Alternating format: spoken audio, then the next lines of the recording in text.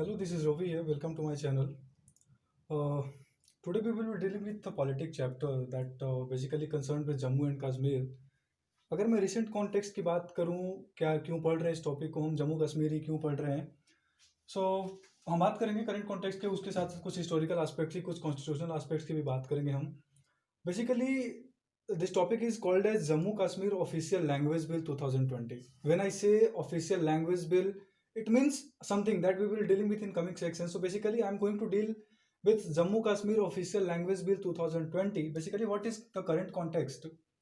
Our parliament recently passed Jammu and Kashmir Official Language Bill 2020 by voice vote. When I say voice vote, it's a different thing than हम बात करते हैं जब voice vote is something कि लोगों ने हाँ आई कर दिया, नो कर दिया, उससे पास हो जाती हैं चीज़ें. सो पार्लियामेंट जब भी मानसून सेशन चल रहा है हमारा कोविड-19 के बीच में, that's a great achievement for India that parliament is still running in the pandemic. So the parliament of India including Lok Sabha and Rajya Sabha recently pass Jammu and Kashmir official language bill 2020. इस bill को लेट डाउन किया गया था minister of state of home affairs के द्वारा हमारे, ठीक है. आप उनका नाम बताओगे मुझे कमेंट सेक्शन में. तेलंगाना से आते हैं वो. ऑफिशियल लैंग्वेज की अगर मैं बात करूं, एक मैं क्वेश्चन देता हूं आपको, आप मुझे बताना कि क्या इंडिया की ऑफिशियल लैंग्वेज है हिंदी या नेशनल लैंग्वेज है Hindi. What is the national language of India and what is the official language of India. National language official language से कैसे अलग है, क्या कॉन्सेप्ट क्या है, हम उसके बारे में भी बात करेंगे अपन.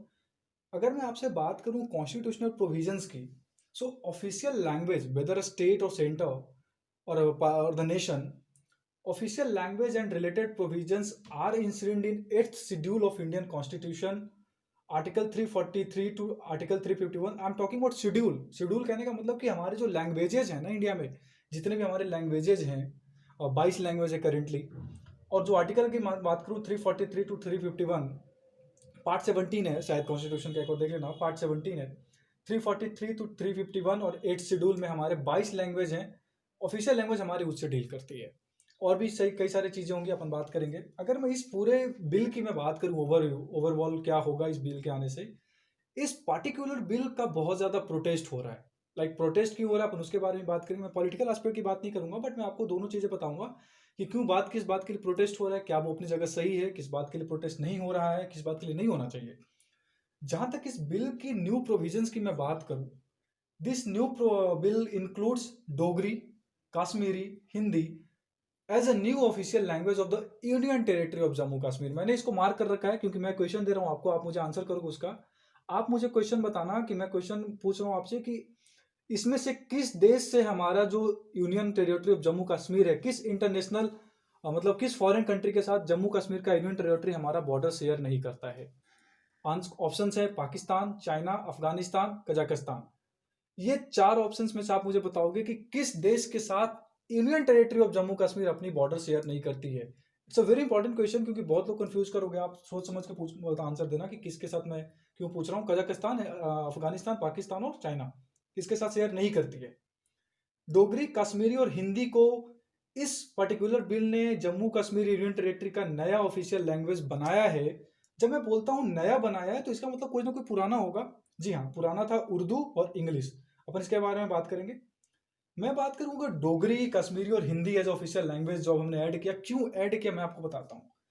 उर्दू जो इसके पहले ऑफिशियल लैंग्वेज था erst while state of Jammu and Kashmir. मैं जब erst while state of Jammu Kashmir कहता हूँ तो 5 अगस्त 2019 के पहले से जो स्टेट था जिसमें धारा 370 और 35 से अवेलेबल था, अभी नहीं है, खत्म हो गया हमारे कॉन्स्टिट्यूशन से, उस स्टेट की मैं बात करूं तो उर्दू वहां पे 1889 से, जब वो स्टेट ऑफ जम्मू कश्मीर था, अंदर डोगरी रूरल प्रताप सिंह ने क्या किया था 1889 में, पर्शियन को एज ए लैंग्वेज हटा दिया था जम्मू कश्मीर के स्टेट से 1889 में. मतलब 131 साल से, 131 ईयर्स अगो, उस साल से 1889 से हमारे देश जम्मू कश्मीर का जो ऑफिशियल लैंग्वेज था वो उर्दू था.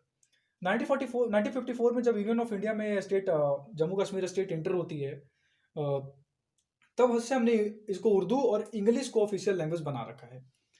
2011 में एक सेंसस हुई थी, उस सेंसस में है क्या 0.6% जम्मू कश्मीर की, अगर मैं टोटल आबादी की बात करूं, उसका मात्र ओनली 0.16% जो है आपकी आबादी हमारी बात करती है, उर्दू बोलती है. वहीं 53.26% कितनी 53.26% लोग कश्मीरी बोलते थे। उसके बावजूद हमारा जो जम्मू कश्मीर का स्टेट था वहाँ कश्मीरी वहाँ की ऑफिशियल लैंग्वेज नहीं थी। दो कश्मीरी हमारा 22 उस 8th शेड्यूल के 22 लैंग्वेजेस में आता है। हिंदी की मैं बात करूं, हिंदी 2.3% लोग बोलते थे, स्टिल उर्दू से ज़्यादा। डोगरी की मैं बात करूं 20.64% बोलते थे।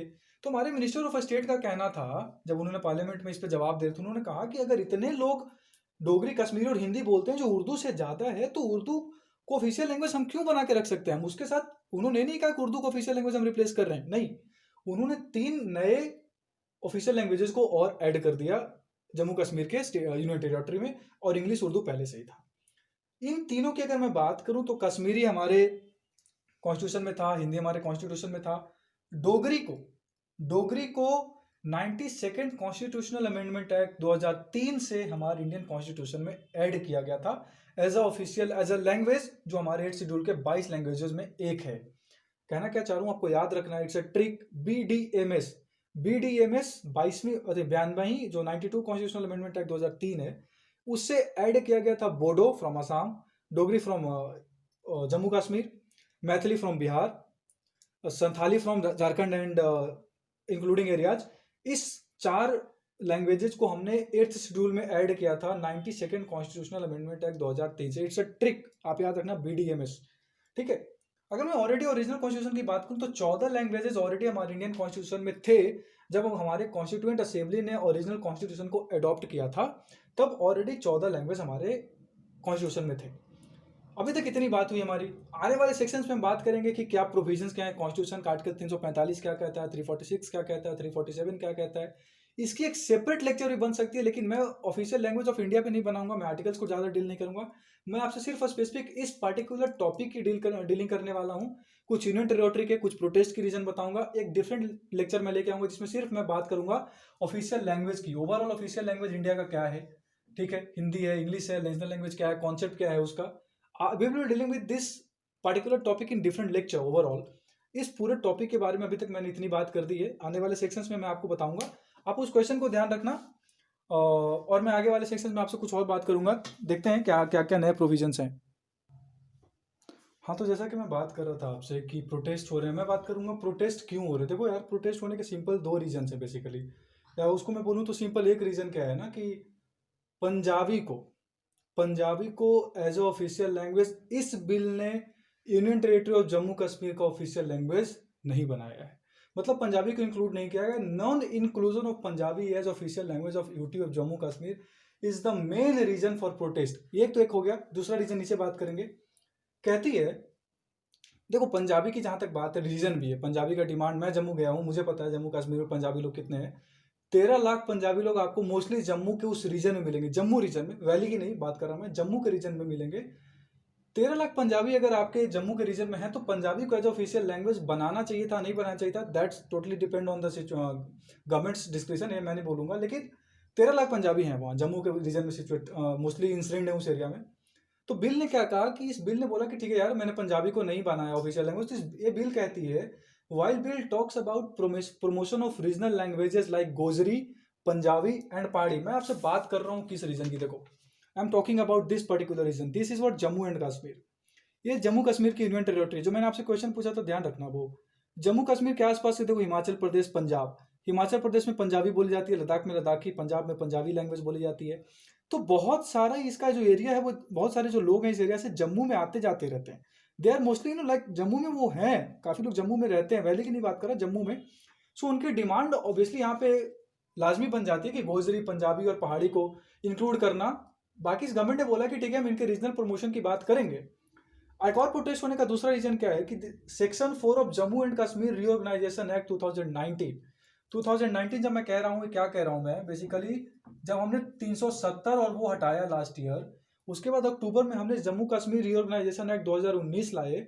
उस बिल का सेक्शन 4 कहता है कि legislative assembly of Jammu and Kashmir, union territory of Jammu and Kashmir, may by law adopt any one or more of the language in use in the Indian Territory of Jammu Kashmir or Hindi as official language or languages to be used for all or any of the official purposes of the Union Territory of Jammu Kashmir। कहने का क्या मतलब है कि इस particular act ने जब 370 और 35 से हटी, उसके बाद इस पर्टिकुलर एक्ट ने legislative assembly of union territory of Jammu Kashmir को पावर दिया कि आप लॉ बना के किसी भी लैंग्वेज को, रीजनल लैंग्वेज को, ये जरूरी नहीं कि वो, पहली बात तो याद रखना कि कॉन्स्टिट्यूशन में ये कहीं नहीं लिखा हुआ है कि सिर्फ और सिर्फ आप उसी लैंग्वेज को ऑफिशियल लैंग्वेज बना सकते हो जो हमारे देश के 8 शेड्यूल में 22 लैंग्वेजेस में आता है।